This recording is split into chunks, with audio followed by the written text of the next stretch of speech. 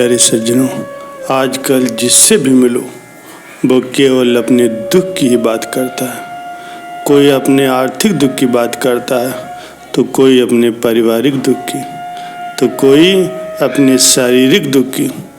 दुनिया में शायद ही ऐसा कोई मनुष्य होगा जिसे कोई दुख न हो। खैर, हमारे जीवन में सुख दुख तो आते जाते ही रहते हैं, लेकिन मज़े की बात यह है कि हम अपने दुख के लिए कभी ईश्वर को, कभी किस्मत को, तो कभी दूसरों को दोषी ठहराते हैं। जबकि सच्चाई ये है कि हर मनुष्य अपने दुख का निर्माता स्वयं है। हर मनुष्य अपना दुख स्वयं उत्पन्न करता है, लेकिन इस बात को कोई मानना नहीं चाहता। एक बार महाभारत में कर्ण ने भगवान श्री कृष्ण जी से पूछा, मेरी माँ ने मुझे जन्मते ही त्याग दिया, बताओ कृष्ण, इसमें मेरा क्या अपराध था? एक अवैध बच्चे के रूप में जन्म लेना, क्या इसमें मेरा दोष था? द्रोणाचार्य ने मुझे शिक्षा देने से मना कर दिया क्योंकि वो मुझे क्षत्रिय नहीं मानते थे, क्या ये मेरा कसूर था? परशुराम जी ने मुझे शिक्षा दी, साथ ये श्राप भी दे दिया कि मैं अपनी विद्या भूल जाऊंगा क्योंकि वो मुझे क्षत्रिय समझते थे। भूलवश एक गाय मेरे तीर के रास्ते में आकर के मर गई और मुझे गौवध का शाप लगा।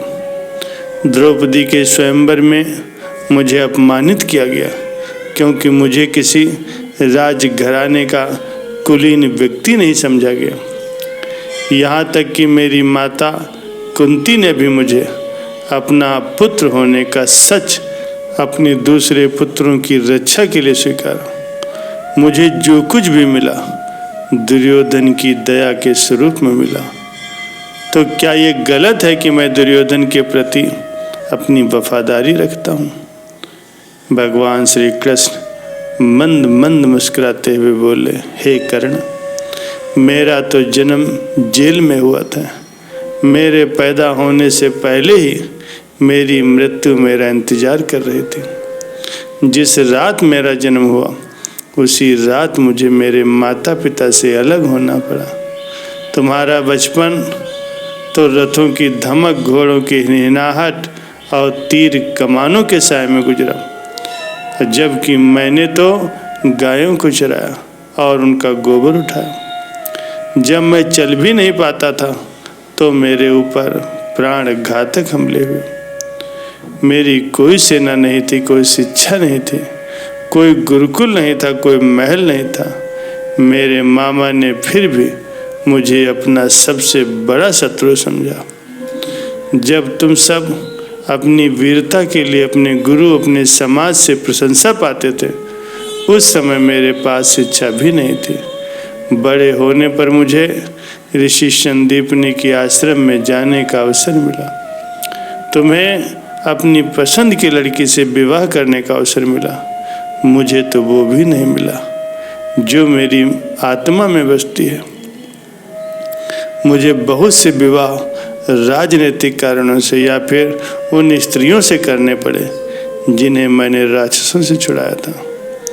जरासंध के प्रकोप के कारण मुझे अपने परिवार को यमुना से दूर ले जाकर के सुदूर प्रांत में समुद्र के किनारे बसाना पड़ा, जिससे दुनिया ने मुझे कायर कहा।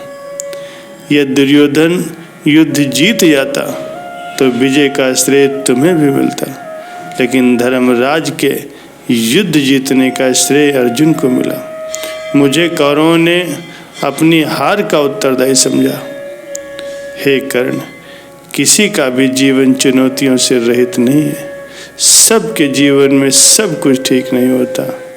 कुछ कमियां अगर दुर्योधन में थी तो कुछ युधिष्ठिर में भी थी। सत्य क्या है और उचित क्या है, ये हम अपनी आत्मा की आवाज़ से स्वयं ही निर्धारित करते हैं। इस बात से कोई फर्क नहीं पड़ता कि कितनी बार हमारे साथ अन्याय हुआ। इस बात से भी कोई फर्क नहीं पड़ता कि कितनी बार हमारा अपमान हुआ। इस बात से भी कोई फर्क नहीं पड़ता कि कितनी बार हमारे अधिकारों का हनन हुआ। फर्क सिर्फ इस बात से पड़ता है कि हम उन सब का सामना किस प्रकार से करते हैं। भगवान श्री कृष्ण ने आगे कहा, ये संपूर्ण जगत तो प्रकृति के अधीन है और इस जगत के सभी प्राणियों को प्रकृति के नियमों के अनुसार चलना पड़ता है। लेकिन इस पृथ्वी के सबसे बुद्धिमान प्राणी मनुष्य तो इतने मूर्ख हैं कि प्रकृति के विपरीत चलना चाहते हैं। हम सभी जानते हैं कि परिवर्तन संसार का नियम है। कभी दिन तो कभी रात, कभी सर्दी तो कभी गर्मी, कभी धूप तो कभी छाँव, कभी दुख तो कभी सुख। ये सब सृष्टि के जीवन चक्र का एक हिस्सा है। फिर भी हम चाहते हैं कि जीवन में सब कुछ हमारे अनुकूल हो। हम ये जानते हैं कि जैसा हम बीज बोएंगे वैसा ही हमें फल मिलेगा।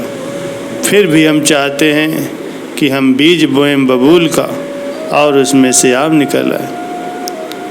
हमारे अधिकांश कर्म तो प्रकृति के विपरीत ही होते हैं, लेकिन हम चाहते हैं कि परिणाम प्रकृति के अनुकूल हो। संसार के हित के लिए निस्वार्थ भाव से कर्म करो, फल की चिंता मत करो। लेकिन हमें कर्म से ज़्यादा फल की चिंता होती है, और जब हमारी कामनाएं पूरी नहीं होती तो या तो हम क्रोधित हो जाते हैं या फिर दुखी हो जाते हैं। क्रोध में हमारी बुद्धि, हमारा विवेक खत्म हो जाता है, जिससे हमारे सोचने व समझने की क्षमता क्षीण हो जाती है। हम मानसिक रूप से विक्षिप्त से हो जाते हैं। इसके पश्चात अगर एक विक्षिप्त मानसिकता वाला मनुष्य मन, कर्म और वचन से जो कुछ भी करता है वह उसके दुख को और ज़्यादा बढ़ाने वाला होता है। अब आप खुद ही सोच लीजिए कि हमारे दुख का कौन दोषी है। हालांकि ऐसी भी बात नहीं है कि हमारी इच्छाएं पूरी नहीं होती।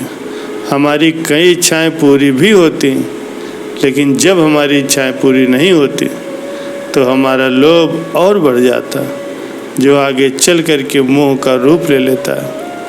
मोह का वास्तविक अर्थ होता है भ्रम, यानी हमें ये भ्रम हो जाता है कि हम किसी चीज़ के मालिक हैं। मोहवश हम संसार के भौतिक चीज़ों से अपना अस्तित्व जोड़ लेते हैं, जबकि परिवर्तन संसार का नियम है। जो आज तुम्हारा है वो कल किसी और का था और परसों किसी और का हो जाएगा। इसलिए हम चाहते हैं कि हम जो चाहें वो हमेशा के लिए हमारा हो जाए। ऐसा नहीं हो सकता, और जब ऐसा नहीं होता तो फिर हम दुखी हो जाते हैं। प्यारे सज्जनों, हालांकि दुख कोई स्थायी नहीं होता, यह मात्र एक नकारात्मक विचार है जिसे हम चाहें तो सकारात्मक विचार में भी बदल सकते हैं। परंतु हम दुख के असली कारण को समझने के बजाय यहाँ भी एक भ्रम पाल लेते हैं कि ये दुख मेरा है, इसलिए हम उस दुख को ही पकड़ करके बैठ जाते हैं और फिर हमारा स्वभाव ही दुख रूप हो जाता है।